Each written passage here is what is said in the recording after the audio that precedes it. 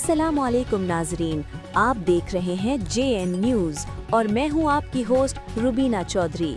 सबसे पहले नजर डालते हैं आज की अहम खबरों पर।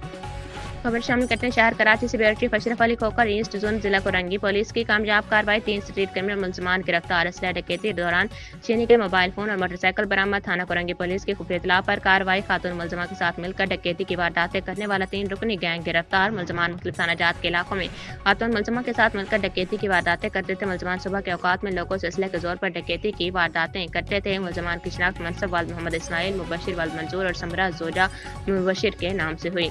गिरफ्तार मुलजमान के कब्जे से दर्जन सामान बरामद हुआ। 2 9mm पिस्तौल, बीमार राउंड्स, 7 मुख्तलिफ ब्रांड के मोबाइल फोन, नकदी 5000 रुपए cash, unique motorcycle registration number KGF 3749 model 125, एक लेडीज पर्स।